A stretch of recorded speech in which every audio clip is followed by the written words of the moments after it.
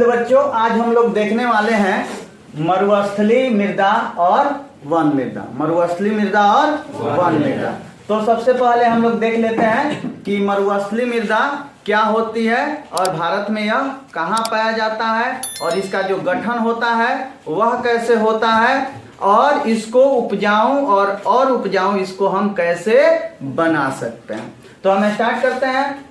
तो इसका अगर रंग की बात करें बच्चों, तो इसका रंग जो होता है वह लाल और भूरा दोनों, मतलब दोनों रंग का होता है। लाल रंग का भी होता है और भूरा रंग का भी होता है। तो बच्चों मरुस्थलीय मृदा का रंग क्या होता है? लाल और भूरा, ठीक है ना। यह रेतीली, कैसी? रेतीली और लवणीय होती है। क्या होती है? लवणीय। लवणीय का अर्थ होता है जिसमें नमक वाला गुण जो है ज्यादा हो, उसको हम क्या बोलते हैं? लवणीय बोलते हैं। जैसे आप पानी पीते हो तो एकदम सादा लगता है ना, उसमें थोड़ा सा नमक मिला दोगे तो क्या हो जाएगा? लवणीय हो जाएगा। क्या हो जाएगा? लवण मीन्स होता है नमक। लवण मीन्स क्या होता है? नमक, ठीक है। यहाँ पे अगर हम बात करें तो यह शुष्क जलवायु और उच्च तापमान वाले क्षेत्रों में पाई जाती है। यह शुष्क जलवायु और उच्च तापमान वाले क्षेत्रों में बच्चों पाई जाती है। अब जब शुष्क तापमान होगा वहां पे वर्षा भी क्या होगी? कम ही होगी।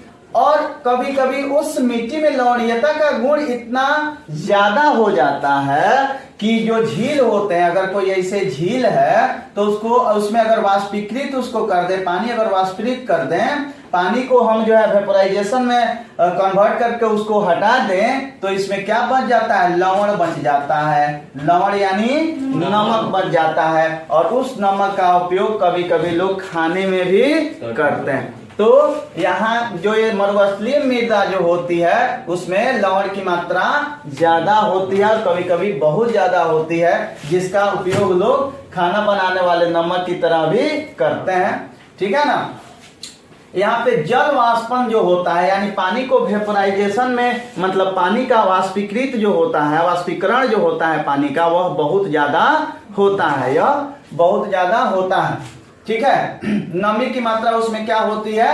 कम होती है। और उसमें ह्यूमस भी क्या होता है? कम होता है। फसल उत्पादन के लिए ह्यूमस का होना बहुत जरूरी होता है, लेकिन नमी भी कम होने के कारण ह्यूमस जो है क्या होता है? कम। ह्यूमस कैसे बनता है? ये सारी जो जैवीय पदार्थ हैं जब नीचे गिरती हैं और नमी के कारण जब वो सड़ती हैं तो मृदा में ह्यूमस का क्या होता है? निर्माण होता है। तो जब नमी ही कम होगा तो वहां पेड़ पौधे थोड़ी कम होंगे। जब पेड़ पौधे कम होंगे तो पत्ते भी कम गिरेंगे, और जब चूंकि नमी कम है तो वह सड़ेगा भी बहुत कम, तो ह्यूमस का निर्माण बहुत कम होगा।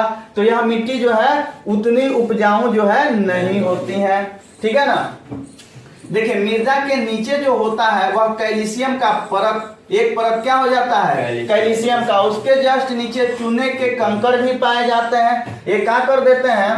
तो यह अंतः अस्यंदन को क्या कर देते हैं? रोक देते हैं। अंतः अस्यंदन को यानी कि इनफिल्ट्रेशन को क्या कर देते हैं? रोक देते हैं। इनफिल्ट्रेशन का अर्थ होता है कि पानी जब नीचे जाता है ना, उस प्रक्रिया को हम बोलते हैं इनफिल्ट्रेशन। क्या बोलते हैं? तो ये परत बना करके पानी को अंदर जाने से क्या कर देता है? रोक देता है। तो वह वहां की नमी क्या हो जाती है? वाष्प बन के क्या हो जाएगा? उड़ जाएगा। पानी नीचे जाएगा नहीं तो वाष्प बन के उड़ जाएगा। तो फिर जो है वह मृदा जो है क्या हो जाएगी? शुष्क हो जाएगी।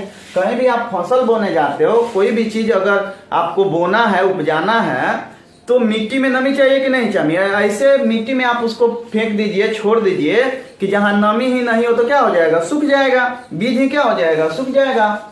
तो उसका जो है उसको उपजाऊ कैसे बनाया जाएगा? तो उसको बढ़िया से सिंचाई करके जो है वैसी मृदा को हम उपजाऊ बना सकते हैं। लेकिन बेहतरीन तरीके से मरुस्थलीय मृदा को क्या करना पड़ेगा? सींचना पड़ेगा। बच्चों मरुस्थलीय मृदा जो है राजस्थान के कुछ क्षेत्रों में पाया जाता है। तो यह क्षेत्रों में जो है ऊंची सिंचाई की व्यवस्था करके जो है उस मिट्टी को, उस मृदा को हम उपजाऊ बनाने की कोशिश कर रहे हैं। तो बच्चों अभी आप लोगों ने देखा कि मरुस्थलीय मृदा कैसी होती है, उसका गठन क्या होता है और कहाँ पाया जाता है। अब हम लोग देखते हैं वन मृदा। क्या? वन मृदा। तो जहाँ इस तरह के आप लोगों को पेड़ बनाए हुए दिख रहे हैं, इसको हम बोलते हैं, वहां पे जो है वन मृदा पाई जाती है। वहां पे क्या पाई जाती है? वन मृदा जो है पाई जाती है।